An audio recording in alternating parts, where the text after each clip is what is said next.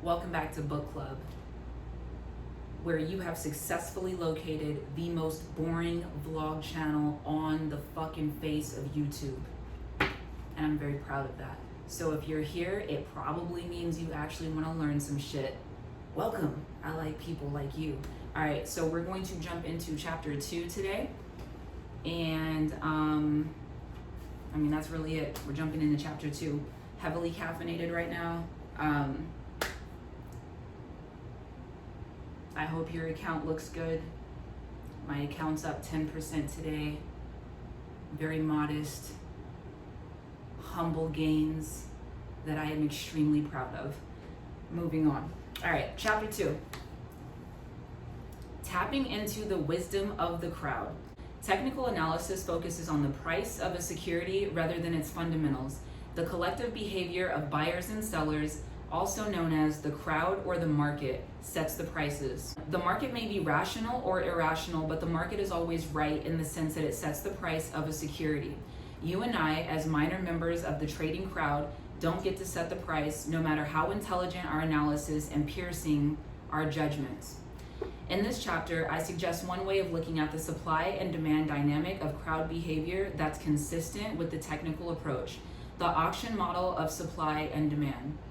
Next, an outcome of crowd behavior is the tendency of prices to cluster around the average. Even when the average is trending, it's useful to identify clustering in part to know when to heed the prices that stray from the cluster. Finally, price extremes that seem to make no sense are another aspect of crowd behavior. You have to accept that prices not only refuse to move in a tidy straight line, but also deliver excessive moves far from what your eye tells you is normal. Understanding extremes first requires understanding normal. Comprehending the conventional supply-demand model. In the everyday world of physical goods and human services, demand is a function of price. You'll buy more ice cream if the price falls from $5 to 50 cents, but no price will induce you to buy gallons and gallons of the stuff every week. People buy more when price falls, but with a limit. The same is true about price increases. If your barber raises his price from $20 to $120, you'll schedule fewer appointments. At some price, like $250, if everyone has that price, you'll demand no services at all. Supply is relatively fixed at any one point in time, but manufacturers and service providers respond vigorously to price. Rising prices induce suppliers to make more of the product or offer more of the service. Retired barbers come out of the woodwork when the price of a cut goes up to $250. New supply, whether of ice cream or barbers, forces the price back down, at least a little. The opposite is true too. Falling prices send manufacturers and service providers out of business or into different businesses that don't have falling demand. The constant shifting of prices as supply and demand adjust to one another is referred to as price discovery. The price point where supply and demand meet. It's a constantly changing number. The price discovery is dynamic, which means it's constantly adjusting to new conditions. Securities prices behave in response to supply and demand, like any other good. When a tool company started using lithium batteries in handheld drills, revolutionizing the drill business, another company quickly acquired it, and that company's price nearly tripled the following year. Demand for the stock mirrored demand for the product. At any one time, securities traders have a good idea of the price range within which a security should trade, in the absence of a new factor like the lithium battery example. In other words, they can estimate demand for the stock based on a number of factors, including how broad indices are behaving, economic growth or slowdown, and so on. And because humans just love to draw lines, traders define the normal, no surprises trading range with lines on a price chart. To start with, those lines are straight lines. I discuss more dynamic, non-straight lines in chapter 12. Thus was born support and resistance. Support can be described as the lower limit of a security price at which traders in the security think demand for the security will reemerge. If people were willing to buy the security at $10 on many other occasions, they should be willing to buy it again at $10 again.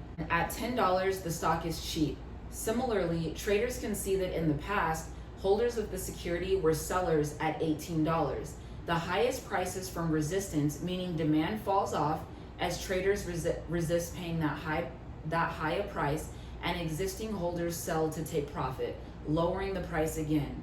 Again, assuming no revolutionary discoveries or the opposite, a product failure or management scandal, I can draw an $8 trading range on the chart. Right away, a pair of lines on a chart is delivering guidance on the trading decision. In figure 2-1, see how the price falls back after hitting and slightly surprising resistance at the highs, and slightly surpassing resistance at the highs. Similarly, when the price falls below support, traders see it as cheap and deliver more demand, raising the price back into the trading range. Figure 2-2 shows a downward trending price range with support and resistance lines, indicating that traders will still buy at support but lose confidence near lesser highs. The security is in the process of falling out of favor. As price meets resistance, sellers get out. Support and resistance may show on the pages as hard lines, but in practice, they are more like support and resistance areas. The lines are really just approximations, not hard and fast limits, and they get broken by a little all the time without invalidating the support and resistance concept. For more on support and resistance, see Chapter 10. The eBay model of supply and demand. Securities aren't regular goods, and to apply orthodox supply and demand economics to securities trading in every instance can result in some silly conclusions. As a practical matter, the auction model of supply and demand, also referred to as the eBay model, is often more useful. This section explains the reasons behind wild price moves in securities prices like breakouts, spikes, and gaps. For breakout, see below, and for spikes and gaps, see Chapter 7. Okay, you don't see breakouts, spikes, and gaps in the pricing for ordinary goods, but you'll see them in securities prices. So sometimes securities prices are set by plain old supply and demand as taught in Econ 101, and sometimes a different model is needed. Securities aren't stocks, the demand effect.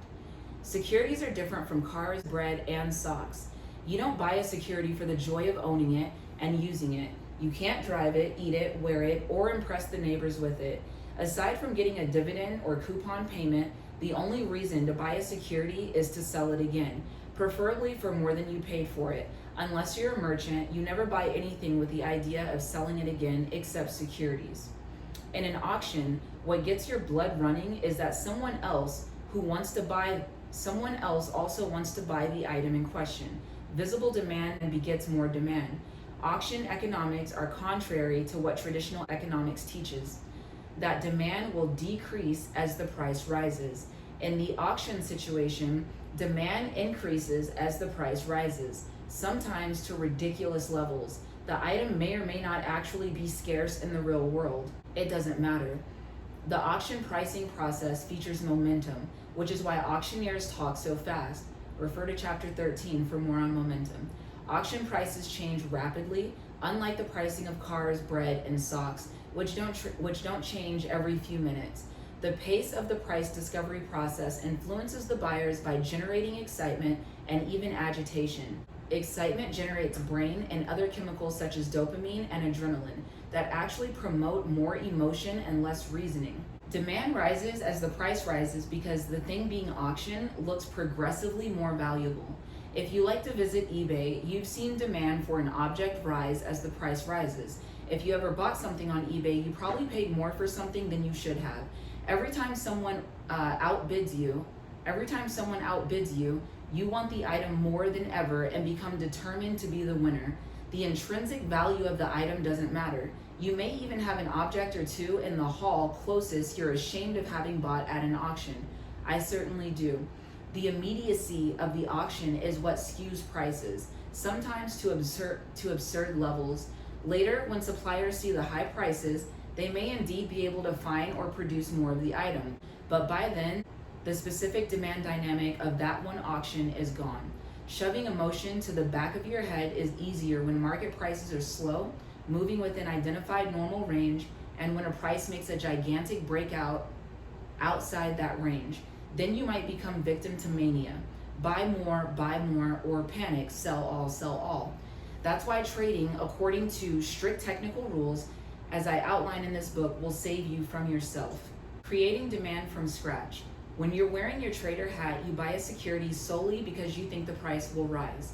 You decide to sell because you have a profit that meets your needs, or because you're taking a loss that is near intolerability. For profit trading is purely opportunistic. You seldom think about the true supply of the security. Technically, the supply of any security is limited by the number of shares outstanding and the like, but supply may be considered infinite for all practical purposes. For instance, at one point during the 2010s, the amount of oil in the world was less than the amount of oil embedded in oil futures contracts. And consider your own situation. A price exists at which you can be induced to sell the stock for which you paid $10. It might be $20 or $200 or $10,000, but rest assured some price will force you to part with it, and right now. In technical trading, think of demand for a security as rising on rising prices, not falling ones. Similarly, the price of a security dries up on rising prices, at least in the short run. Later, when the long-term security holder sees how high the price has gone while he wasn't looking, he may say holy Toledo and call his broker and sell, making more supply available. Identifying crowd behavior. Technical analysis is the art of identifying crowd behavior, also called the bandwagon effect. In order to join the crowd and take advantage of its momentum, a subset of the bandwagon effect is named momentum investing, which I talk about in chapter 13. Crowd behavior is also referred to as the herd effect, a somewhat insulting term considering that a herd stampedes when its leader spots a lion in the tall grass ahead and sends out a warning cry. In other words, it's not such a bad thing to be a member of a herd. Here's how a bandwagon works. A fresh piece of news comes out.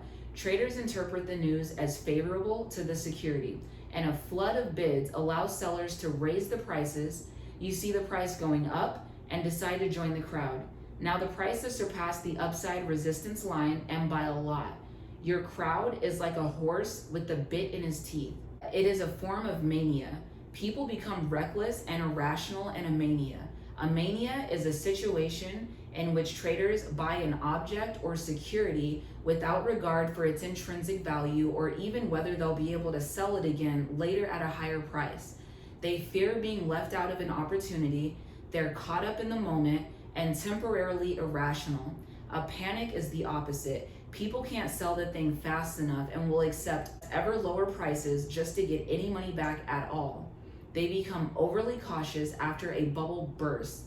In economic history, a mania or a panic comes along only a few times in a century. However, in securities markets, mania and panic happen far more often, if in miniature. Emotional extremes lead to price extremes. In the context of the hour, day, or week, many manias and many panics occur all the time. Those words aren't used in technical trading lingo. But the emotion and the price effects are the same as in big picture manias and panics. In the following sections, I discuss normal pricing that follows the conventional supply-demand dynamics. When prices are moving normally, you can identify support and resistance and make note of minor excursions away from a central average. A price that is moving calmly seems to be governed by rational players, but sometimes a normal price series suddenly erupts into a flurry of abnormal looking price events on the chart. A price breaks support for a day or two, but then falls back into its support resistance channel only to fly up to break resistance. Maybe it's that irrational auction pricing mode appearing out of nowhere. I explain some of the ways you can deal with those price changes later in the chapter. Defining normal. In trading, the crowd that trades a specific security has a firm grip on the normal daily high-low trading range and can quickly spot any big price move beyond that normal range. Instead of looking to the outer edges, support and resistance, one school of thought in trading holds that a minor break of support or resistance is a normal price adjustment reflecting new conditions and nothing to freak out over. Instead, look to the center of the trading range, the norm or the average, for guidance on how to trade. This section describes how to identify what is normal and outlines a trading technique that some traders use. Alas, I have to throw in a few math terms, but fear not, you can easily wrestle the concepts to the ground.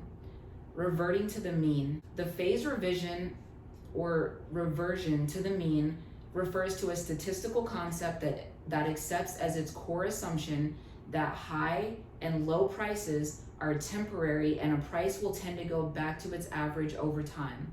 The first step to identify the normal trading range of the security, say $5 per day. You can observe that the price varies by about $5 every day around an average price of, let's say, $20 over the past week. Therefore, if the current price is $17.50, that's half of the normal trading range below the average price and a buying opportunity. If the price is at $22.50, that's half of the average trading range above the average and a selling opportunity. If prices are normally distributed, you can buy at $17.50 and sell at $22.50 for a $5 profit. In other words, deviations from the average price are expected to revert to the average. The concept of deviation and its cousin, standard deviation, isn't as hard as it sounds. When discussing the idea of normal distribution and deviation from normal distribution, textbooks use the height of a group of people in a room. The average height is, let's say, 5 feet 8 inches, with some short people distributed on the left side at 4 feet 10 inches and some tall people on the right side at 6 feet 4 inches. The height measurement of the majority of people, about 67%, falls near the center, whereas the very short and very tall cases are out near the edges, called the tails. In this example, the mean height is 5 feet 8 inches, it is the average, and the normal range is 4 feet 10 inches to 6 feet 4 inches. In this crowd, you would instantly spot someone who was 3 feet 2 inches or someone who was 7 feet 10 inches. Prices clustered around the average are normal and represent the market consensus of the rough equilibrium price for that day. Supply and demand are in balance. The prices farther away from the normal price tend to deviate by only 1 unit from the average in each direction, higher or lower. This unit is named a standard deviation. Frankly, that's all you need to know about the standard deviation. It's a unit of measurement that describes how far away from the average any new higher or lower price is likely to land, based on the past distribution of highs and lows against a past average. If your price normally averaging $20 goes beyond its average daily trading range and is now priced at $5, something happened to cause traders to dump it and you've experienced tail risk. If your security frequently delivers extreme prices beyond the standard deviation, it has fat tails. It's still called tail risk, but when the price runs up to $50 and what you have is a giant gain. Risk is a two-sided coin. The one standard deviation region is symmetrical. When you use the normal distribution concept, you assume that an equal number of prices will fall on each side of the average. This assumption isn't always true, of course. Prices are trended at least some of the time. And so if the price is on a generally rising trend, expect to see the distribution curve skewed to one side toward the higher prices. Trading mean reversion.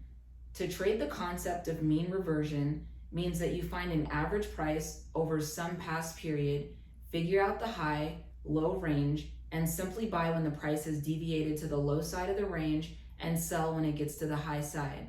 Studying reversion to the mean is useful and effective during periods when the price is going sideways and not exhibiting a directional bias to the upside or downside, but can be useful to trend as long as you're willing to adjust the mean every so often. Does this sound too good to be true? Well, it is. Mean reversion trading faces obstacles such as, number 1, The trading range can widen and narrow like a pig and a python, with the average daily range expanding and contracting. Your mean is still an anchor, but what is the normal range? Suddenly you're uncertain about the right place and buy to sell, the right place to buy and sell. What is the ideal look back period to determine the average? Say, for example, the blue widget stock over the past 2 years averaged $20, but that $20 average incorporates a few abnormal prices like $1 and $40. An average can disguise multiple deviations that have already occurred. And lastly, is it true that securities prices are normally distributed? Statisticians say that securities prices aren't actually normally distributed. They just look that way sometimes. In technical analysis, your primary goal is to determine whether your security exhibits a price trend. You also want to know how strong the trend is and whether it may end soon. To accept the assumption that the distribution of prices will be normal is the same thing as saying that you know in advance where the price trend will end at or near. To accept the assumption that the distribution of prices will be normal is the same thing as saying that you know in advance where the price trend will end at or near the price represented by the average plus one standard deviation. If the price goes higher than the price that one standard deviation dictates, the trading rule embedded in the mean reversion trading technique would have you sell, perhaps right when a gigantic rally is starting. Mean reversion trading techniques are beguilingly tempting, but may involve more risk than trend following because you're using a high number of assumptions, many of which can be wrong. There's a warning sign by that. And that's it for today. Thank you for joining. It's been a good read. Wish you well in the market, and I will see you guys next time. Peace.